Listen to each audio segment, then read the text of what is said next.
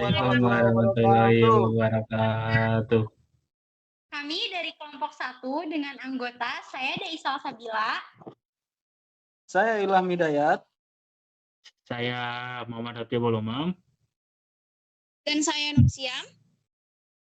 Kami di sini akan mempraktekkan antara perusahaan Amerika dan Jepang dengan tema melanjutkan kerjasama yang sukses New Balance dan Junya Watanabe.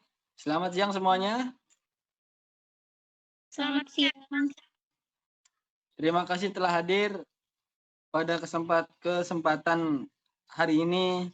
Kita meeting bersama melanjutkan kerjasama yang sukses New Balance dan Junya Watanabe. Hari ini kami akan membahas kolaborasi antara New Balance dan desainer Jepang Junya Watanabe. Kolaborasi ikonik. New Balance dan Junya Watanabe perkenalan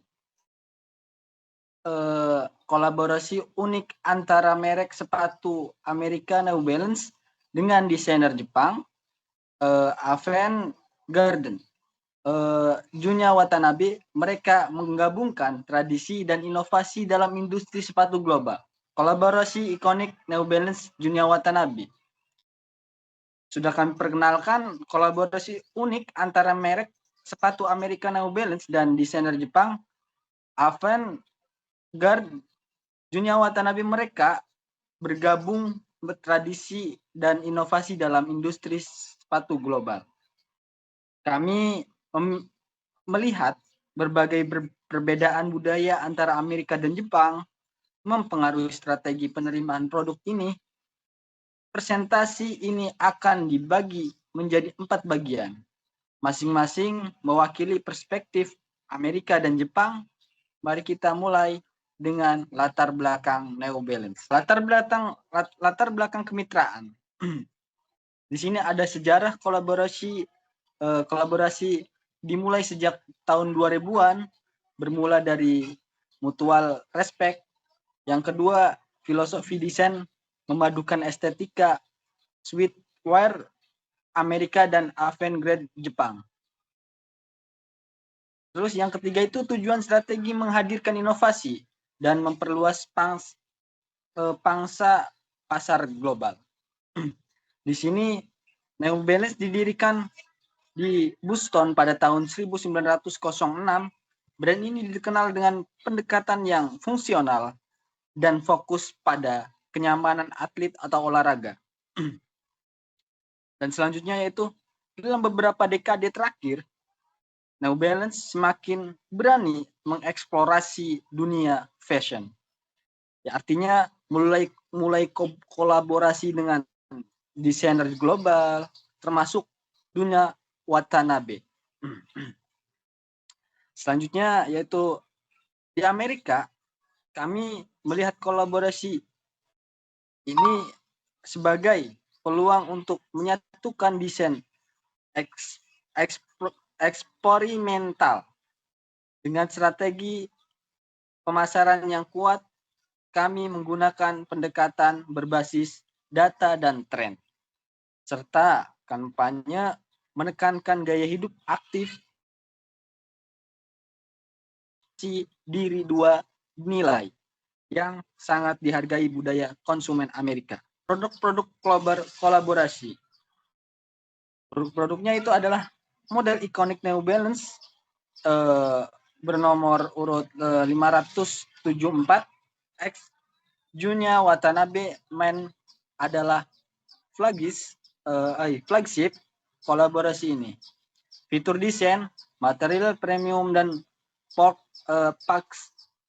patchwork, dan yang kedua detail jahitan eksklusif, yang ketiga sentuhan estetika Jepang minimalis.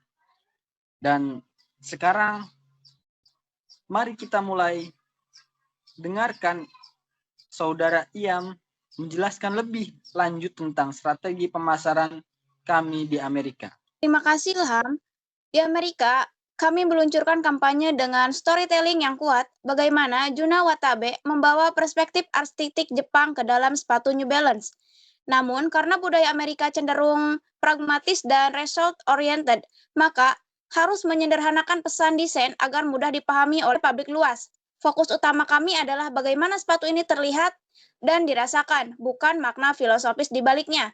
Kami juga menggunakan banyak influencer dan media sosial karena di Amerika, pembeli seringkali didorong oleh citra dan popularitas produk, bukan nilai simbolik atau sejarah desainnya. Nah, sekarang mari kita beralih ke Dais, perwakilan dari Jepang, untuk membahas latar belakang dari Juna Watanabe dan pendekatannya yang unik. Oke, terima kasih Iam. Junya Watanabe adalah desainer Jepang yang dikenal karena pendekatannya yang eksperimental namun sangat menghormati tradisi. Ia sering menggabungkan teknik jahit klasik Jepang dengan inovasi bahan modern, namun sangat menghormati tradisi. Lahir di Fukushima pada tahun 1961, Watanabe dikenal dengan istilah taste no couture karena sering menggabungkan teknik desain avant-garde dengan material teknologi tinggi. Bagi pasar Jepang, filosofi desain seperti ini sangat dihargai. Desain bukan hanya soal tampilan, tapi juga cerita, proses, dan makna di baliknya. Ini mencerminkan nilai budaya Jepang yang mengutamakan kedalaman, kesederhanaan, dan harmoni. Itulah mengapa kolaborasi ini lebih dilihat sebagai karya seni ketimbang sekadar produk fashion. Selanjutnya, Junya Watanabe New Balance RC42 White. Sepatu Junya Watanabe Men X New Balance UX200 menyempurnakan salah satu gaya teramping New Balance, menawarkan nuansa ringan dan berkontur. Sepatu kets atletik ini menampilkan bagian atas mesh dan kulit, sol luar vibram, detail kotak kaki, logo N, tonal di dinding samping, dan label lidah Junya Watanabe. Desain New Balance RC42 berkolaborasi Junya Watanabe. Alasan desain seperti ini karena estetika minimalis. Desain sepatu mengusung gaya yang sederhana namun elegan. Biasanya mencerminkan filosofi minimalis. Warna putih mendominasi yang memberikan kesan bersih dan bebas dari hiasan berlebihan. Material berkualitas. Penggunaan bahan suede dan kulit berkualitas tinggi menambah daya tarik estetika serta ketahanan sepatu.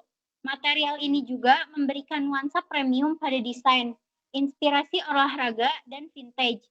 Desainnya terinspirasi dari sepatu olahraga klasik yang menggabungkan elemen retro dengan fitur kontemporer, menarik bagi pecinta fashion yang menghargai keaslian. Target pasarnya, penggemar mode, individu yang aktif mengikuti tren mode, khususnya yang mengagumi karya desainer seperti Junya Watanabe, olahragawan, dan pecinta kebugaran. Mereka yang mencari sepatu yang tidak hanya stylish, tetapi juga nyaman untuk digunakan dalam aktivitas sehari-hari atau saat berolahraga. Kaum muda, remaja, dan dewasa yang mencari sepatu untuk menekankan gaya dalam penampilan mereka. Kolektor sneakers, para kolektor yang menghargai edisi, terbatas, dan kolaborasi unik antara merek dan desainer, menjadikan sepatu ini sebagai item yang dicari. Sekarang mari kita dengarkan Umam untuk menjelaskan respon pasar Jepang terhadap kolaborasi ini. Oke, terima kasih Dais. Di Jepang produk ini diterima dengan sangat baik. Banyak konsumen menganggapnya sebagai bentuk penghormatan terhadap craftsmanship dan inovasi. Namun budaya Jepang juga lebih konservatif. Mereka tidak mudah terpengaruh iklan atau influencer. Oleh karena itu, kami mengadakan acara eksklusif dan menjalin hubungan dengan komunitas mode lokal. Di sini pendekatan kami bukan jual produk, tapi bangun kepercayaan dan reputasi. Kami melihat bahwa dibanding Amerika yang lebih cepat dalam mengadopsi tren konsumen, Jepang lebih sabar dan mendalam dalam memahami nilai sebuah produk. Sekarang mari kita kembali kepada Ilham. Oke, baik. Terima kasih kepada semuanya yang telah memaparkan satu persatu tentang produk-produknya. Baik, saya simpulkan sebagai kesimpulan kolaborasi ini menunjukkan kontras yang menarik, yaitu di Amerika keberhasilan ditentukan oleh kecepatan pemasaran dan daya tarik visual, dan di Jepang kesuksesan datang dari makna, kualitas, dan penghargaan terhadap proses desain. Artinya, perbedaan budaya ini bukan tantangan, tapi peluang untuk belajar dan memperkaya pendekatan global kami. Terima kasih. Kita tutup saja meeting ini dengan membaca doa, bagi doa masing-masing. Terima kasih. Baik, terima kasih. Assalamualaikum warahmatullahi wabarakatuh. Menyaksikan